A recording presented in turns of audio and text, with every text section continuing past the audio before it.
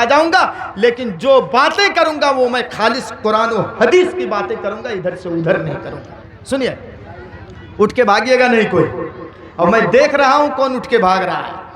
सुनिए, चचा से आकर के कहा, ऐ चचा मैंने इस्लाम कबूल कर लिया है। चचा ने कहा, अरे मेरे परमिशन के बगैर तुमने इस्लाम कबूल कर लिया? कहा, चचा इस्लाम मैं कबूल करूंगा तो आपकी परमिशन की क्या जरूरत है? कहा, अच्छा तुम खाते मेरे घर में हो, मेरा दिया हुआ कपड़ा तुम पहनते हो, लेकिन फिर भी तुमने मेरे परमिशन के बगैर कैसे इस्लाम कबूल कर लिया? मेरे परमिशन के बगैर तुमने कैसे इस्लाम कबूल किया? कहा, चाचा बस मेरी ख्वाहिश यह है कि मैं जनाब मुहम्मदुर रसूलुल्लाह सल्लल्लाहु ताला अलैहि वसल्लम से मुलाकात करने के लिए जाना चाहता हूं।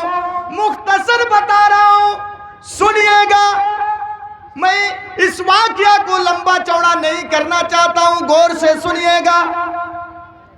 चचा ने कहा, ठीक है, नबी से मुलाकात करने के लिए जाओगे? अरे सुनो, ये जो कुर्ता तुमने पहन के रखा है, ये कुर्ता मेरी कमाई का है, मैंने तुमको दिया है। चल पहले कुर्ता उतार, उसके बाद तुम नबी से जाना मुलाकात करने के लिए। अब्दुल उज़्ज़ा कुरान के सैदाई मेरे भाइयों, सुनने के बाद अब्दुल उज़्ज़ा ने कहा, ऐ चचा, इस्लाम के सामने इस कुर्ते की क्या कीमत है?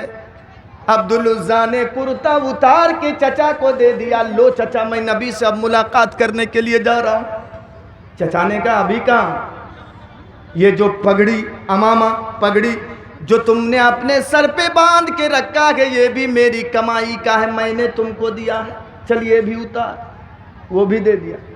कहा, अब्दुल उज़्ज़ा रे, जरा सोचो तो तुम्हारे पूरे जिस्म के अंदर क्या बाकी है? कहा, चचा इज़ार बाकी है। इज़ार समझते हैं ना, लुंगी बाकी है। कहा, सोच लो, अगर तुमने मुहम्मदुर रसूलुल्लाह के दीन धर्म को ठुकराया और तुम फिर से हिंदू धर्म के अंदर जहां तुम शिर्क करते थे वहीं पर अगर कायम रह गए, तो ये कुर्ता भी मैं तुम्हें वापस दे दूंगा, ये पगड़ी भी मैं तुम्हें दे दूंगा। अब्दुल उज़्ज़ा ने कहा, चचा आप मुझको बेवकूफ़ बना रहे हैं। ऐ मेरे चचा सुन लीजिए, थोड़ी देर के लिए मोहलत दीजिए, घर जाऊंगा, कपड़े बदल के आऊंगा, उसके बाद ये लुंगी मैं आपको दे दूंगा। चचा ने कहा, नहीं चलेगा, या तो तुम लुंगी उतार दो या मुहम्मदुर रसूलुल्लाह के दीन को छोड़ दो। फंस गए इम्तिहान। मुसलमानों घबराओ नहीं, तुम्हारे ऊपर कानून पास करके तुमको डराया जा रहा है, घबराओ नहीं। इस्लामी इतिहास को उठा करके देखो, ऐ मेरे भाइयों, किसी भी जंग में मुसलमानों की तादाद ज्यादा नहीं थी, लेकिन मुसलमानों को कामयाबी मिली है। जैसे आपको मिसाल के तौर पर दिखाऊं, सबसे पहली लड़ाई जंगे बदर हुई थी। जंगे बदर मुसलमान थे 313, काफिर थे 1000। जीतेगा कौन? 1000 या 313? 313 जीत गए। अच्छा, 313 थे ना, उनमें बूढ़े, उसके बाद छोटे बच्चे भी थे, सबको जोड़ के देखा गया तो 313। तो 13 माइनस कर दो, 300 पकड़ के रखिए आप, और इधर 1000। अच्छा, 1000 को 300 में तकसीम कीजिए तो कितना आएगा? कितना आएगा? 3 आदमी करके ना, हाँ 3 आदमी करके। इसका मतलब 3 आदमी मिलके अगर एक मुसलमान को मारते बोलो तो मुसलमान हार जाते। एक मुस्लिम को मारने के लिए 3 काफिर की जरूरत पड़ रही है। मुसलमानों घबराओ नहीं, इंडिया के अंदर 30-35 करोड़ है तो क्या हुआ? 1 करोड़ को मारने के लिए 3 करोड़ की जरूरत पड़ेगी। कितने? 3 करोड़ की जरूरत पड़ेगी। घबराओ नहीं, शानदार कामयाबी मिलेगी, लेकिन शर्त है कि तुम ईमान के ऊपर डटे रहो। इसीलिए आज मैंने मौजू अपनाया है ईमान। इलेक्शन में देख लीजिए, चचा खड़ा हुआ है, इधर भतीजा खड़ा हुआ है, दोनों हार गए।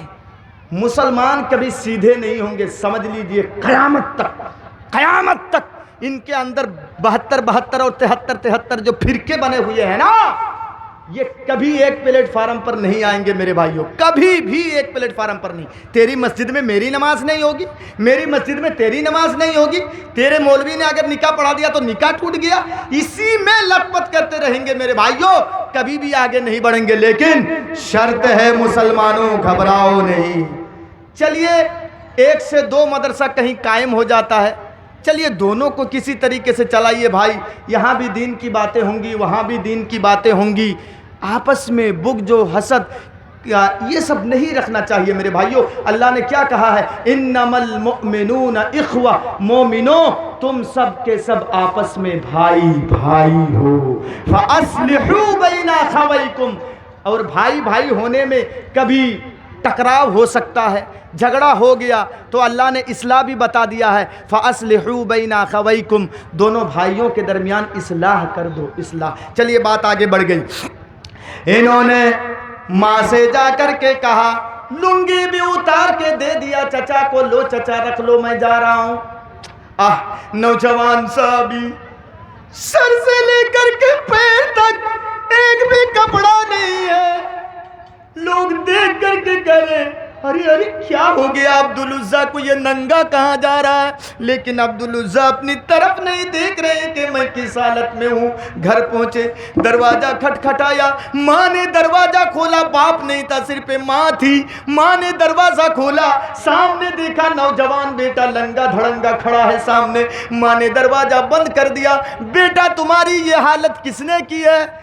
जवाब दिया, माँ मेरी ये हालत तेरे देवर ने, मेरे चचा ने की है। माँ ने फटाक से कहा, बेटा जरूर तुमने कोई गलत काम किया होगा। माँ मैंने गलत काम नहीं किया है, ऐ मेरी माँ, मैंने सिर्फ इस्लाम कबूल कर लिया है, मुहम्मदुर रसूलुल्लाह के दीन को मैंने स्वीकार कर लिया है। कहा बेटा यही तो बहुत बड़ी गलती तुमने की है बेटा। बेटा जाओ, मैं भी अपने घर से दखल कर रही हूँ। ऐ पानसर वालों सुनो, जब बाप दुश्मन बन जाए, जब बेटा दुश्मन बन जाए, जब चचा दुश्मन बन जाए, तो समझ लीजिए कि ये रास्ता जो मेरा है हकीकत का रास्ता है। मुख्तसर बता रहा हूँ। माँ ने कंबल दिया बेटे को, कंबल का टुकड़ा लेकर के पहन लेते हैं अब्दुल उज़्ज़ा, और मक्के से मदीना